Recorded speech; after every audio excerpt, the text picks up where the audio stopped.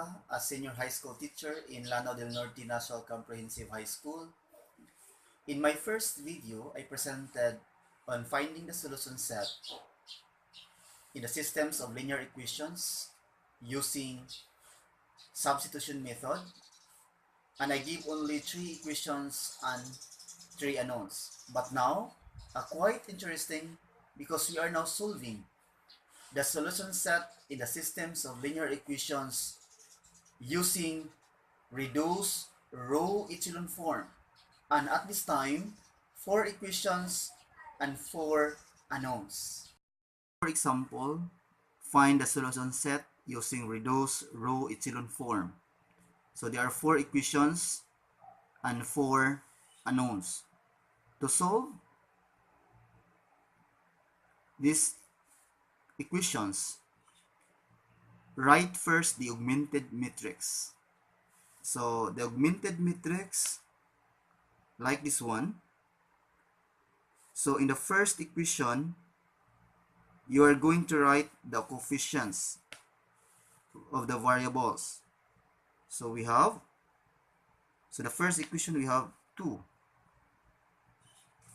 And then negative 3, positive 1, 7, and then 14. The second equation, the coefficient of x sub 1 is 2. And then 8, negative 4, 5, negative 1. Or equation number 3, we have 1, 3, negative 3, and then 0 for x sub 4. The constant is 4. Our fourth equation, we have negative 5, 2, 3, 4, and then negative 19. So this is the augmented matrix. Next, in the given systems of linear equations, so our first objective is to have a leading one in the row 1, column 1. And then in the row operations, we can interchange the rows. So in the row 3, we have a leading 1. So we are going to interchange to row 1. So it becomes row 3 interchange to row 1. So it becomes 1, 3, negative 3, 0, 4. Then copy the row 2, 2, 8, negative 4, 5, negative 1. Then our row 3 becomes the row 1. So we have 2, negative 3, 1, 7, 14. Copy the row 5, negative 5, 2, 3, 4, negative 19.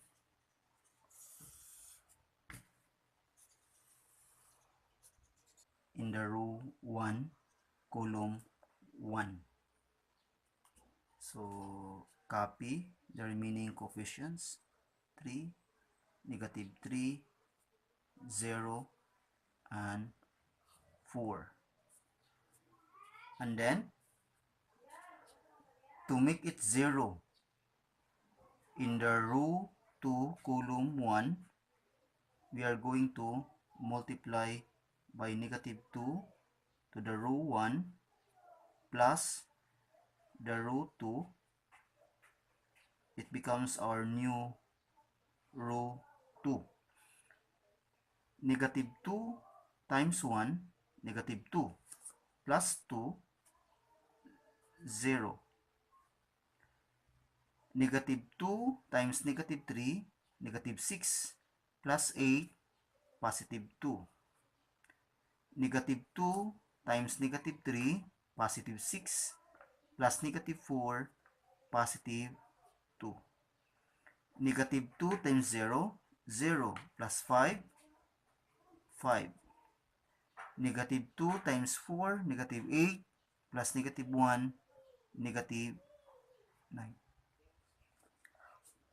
To make it 0 in the row 3, column 1, so multiply it by negative 2 in the row 1 plus the row 3, it becomes our new row 3. So we have negative 2 times 1, negative 2 plus 2, 0. Negative 2 times 3, negative 6 plus negative 3, negative 9. Negative 2 times negative 3, positive 6, plus 1, 7. Negative 2 times 0, 0, plus 7, 7. Negative 2 times 4, negative 8, plus 14 is 6. To make it 0 in the row 4, column 1, so we are going to multiply it by 5, row 1, plus R4, it becomes our new row 4. So 5 times 1, 5, plus negative 5 is 0. 5 times 3, 15. 15 plus 2, 17. 5 times negative 3, negative 15. Negative 15 plus 3, negative 12. Negative 5 times 0, 0 plus 4, 4. 5 times 4, 20, plus negative 19 is positive 1. Okay, in the first column, we have a leading 1, and then the rest is 0. So we are going to proceed to column 2. So we are going to make 2 to positive 1. So to make it positive 1, we are going to multiply it by 1/2. 1/2 row 2 to row 2. So we have 1/2 times 0, 0. 1/2 times 2 is 1. And then 1/2 of 2 is 1. 1/2 of 5 is 5/2. 1/2 of negative 9, negative 9/2. Copy the third row and fourth row. So we have 0, negative 9, 7, 7, 6, 0, 17, negative 12, 4, and 1. To make it negative 9 to 0, so we are going to multiply it by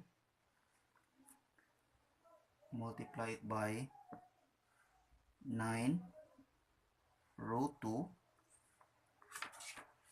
plus row 3, so it becomes our new row 3.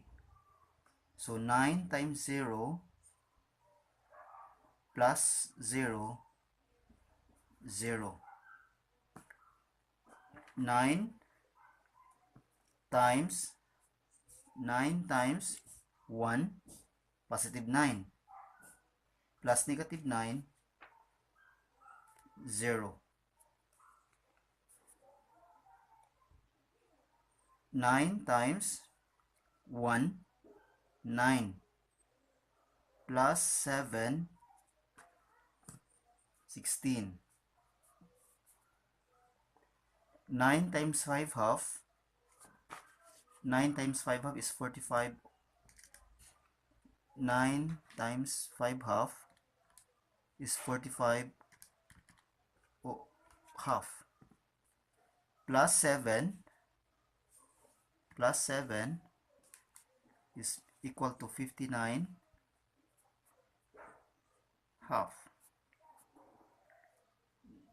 9 times negative 9 half is negative 81 half, plus 6, it becomes negative 69 half. To make it 0 in the row 4, column 2, so we are going to multiply it by negative 17 in the row 2 plus row 4. It becomes our new row 4. So negative 17 times 0, 0, plus 0, 0. Negative 17 times 1, negative 17, plus 17, 0. Negative 17 times 1, negative 17, plus negative 12, negative 29. Negative 17 times 5 half, so negative 17 times 5, so negative 85 half,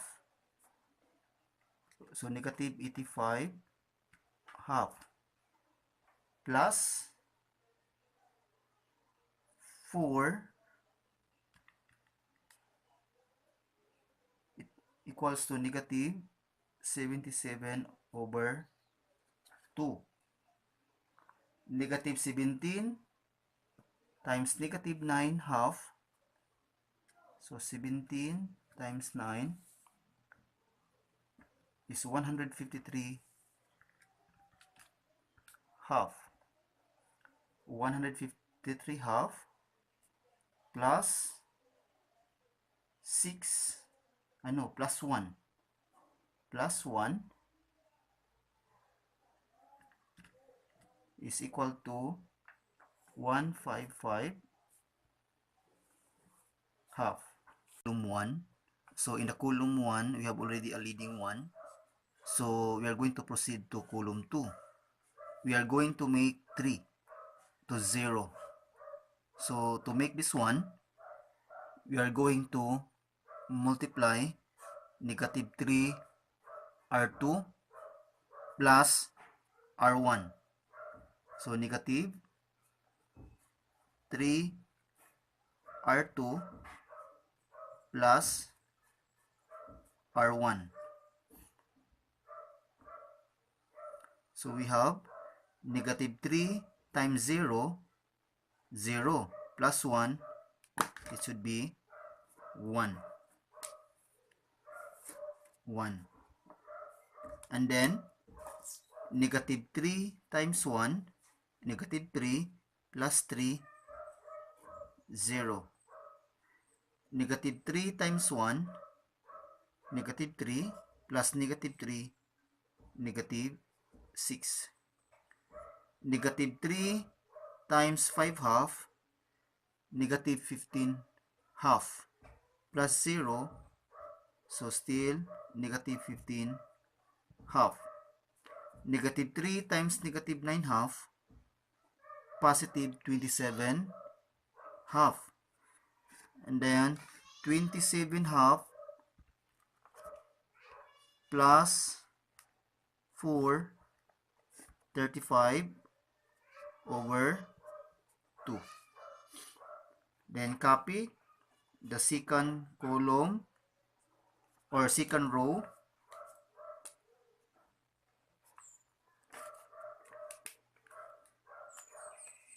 1, 5 half, negative 9 half, 0, 0, 16, 59 half, negative 69 half, then 0, 0, negative 29, negative 77 over 2, 155 over 2.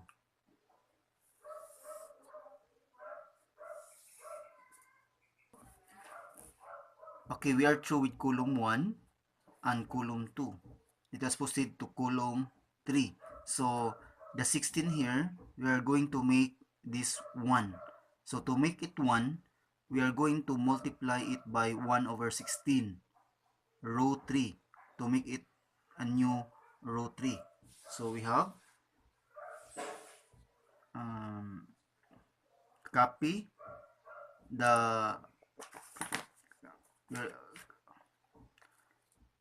the first row, 1, and then 0, negative 6, negative 15 over 2,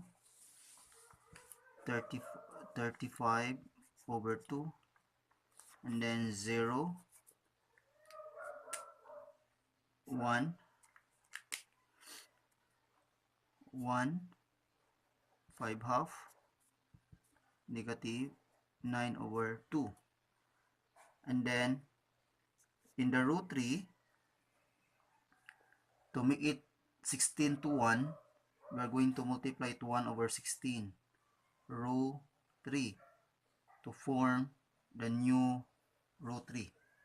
So 116 times 0, 0, 1 over 16 times 0, 0, 1 over 16 times 16 is 1, and then 1 over 16 times 59 over 2, so 59 over 2 times 1 over 16 is 59 over 32.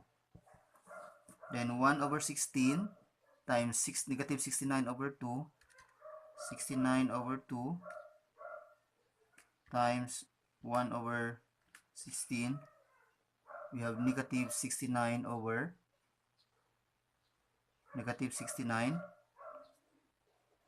over 32. So copy the fourth row, negative 29, negative 77 over 2, 155 over 2.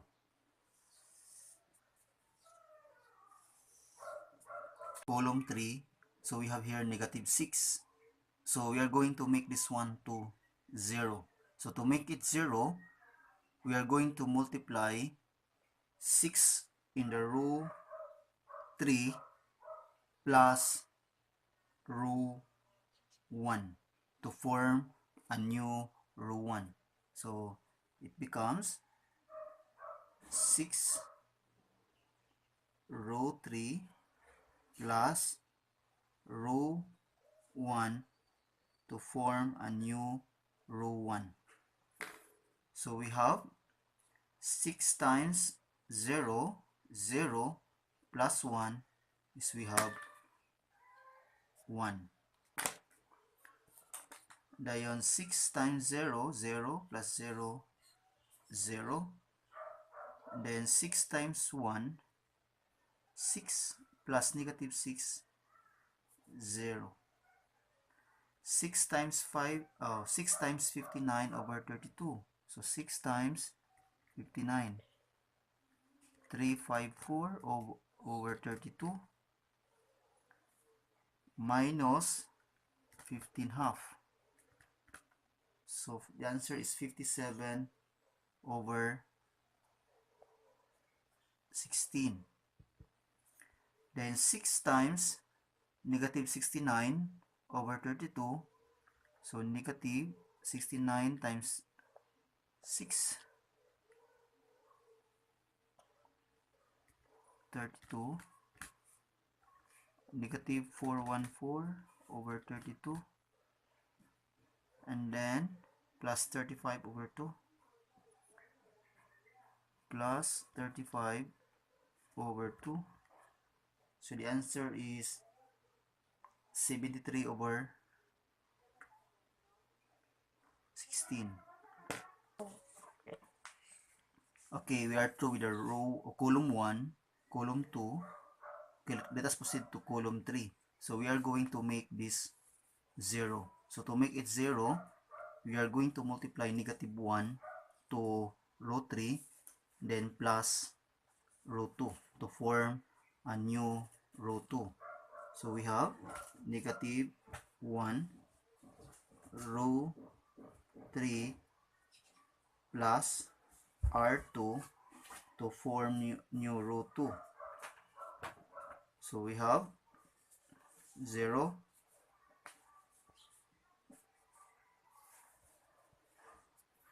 0, and then 1. It should be 1, and then negative 1 times 1, negative 1 plus 1, 0. Negative 1 times 59 over 32 is negative 59 over 32, plus 5 half is 21 over 32. Then negative times negative 69, positive 69 over 32.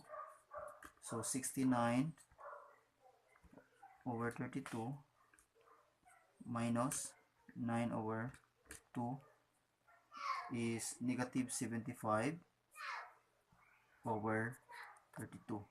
So copy the remaining rows. 0, 0,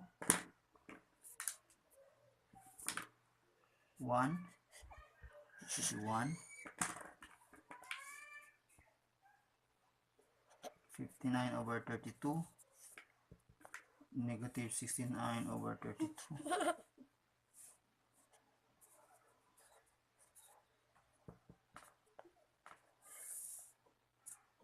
Row 4, and then we have now the value of x sub 4 is equal to 1. And then in the row 3, we are going to make this one to 0. So to make this one as to 0, we are going to multiply negative 59 over 32 in the row 4, then plus row 3 to form our new row 3. So negative 59 over 32 times 0 plus 0 is equal to 0. Negative 59 over 32 times 0 plus 0 is equal to 0. Negative 59 over 32 times 0, 0 plus 1 is equal to 1. Negative 59 over 32 times 1 is equal to negative 59 over 32 plus 59 over 32 is equal to 0.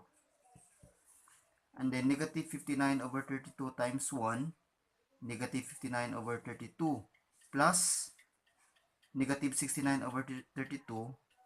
So we have negative 59 over 32 minus 69 over 32 is equal to negative 4. And then to make this one to 0, we are going to multiply negative 21 over 32 in the row 4 plus row 2 to form a new row 2. So negative 21 over 32 times 0, 0 plus R2 is equal to 0. Negative 21 over 32 times 0 plus 1 is equal to 1. Negative 21 over 32 times 0 plus 0 is equal to 0. And then negative 21 over 32 times 1 is equal to negative 21 over 32 plus R2, 21 over 32 is equal to 0. Negative 21 over 32 times 1 is equal to negative 21 over 32. And then minus 75 over 32 is equal to negative 3. And then to make it this one to 0, we are going to multiply negative 57 over 16 in the row 4 plus row 1 to form a new row 1. So we have 1, 0, 0. So negative 57 over 16 times 1 is equal to negative 57 over 16 plus 57 over 16 is equal to, we're going to choose this one, 0. And then negative 57 over 16 times 1 is equal to negative 57 over 16 plus 73 plus, so we have negative 57 over 16 plus 73 over 16 is equal to 1. So we have now 1 in the diagonal, 0, then 0. So meaning these are our values for x sub 1, x sub 2, x sub 3, and x sub 4. So our solution set is equal to the set of our x sub 1 is 1, our x sub 2 is negative 3, our x sub 4 is negative 4, and then our x sub 4 is 1. Okay, we are going to check if our solution is correct. So we have x sub 1 is equal to 1, x sub 2 is negative 3, and x sub 3 is negative 4, and x sub 4 is equal to 1. Okay, we are going to use the equation number 1. So we are going to substitute. So 2 times our x sub 1 is 1 minus 3, our x sub 2 is negative 3 plus our x sub 3 is negative 4 plus 7, our x sub 4 is 1, so is equal to 14.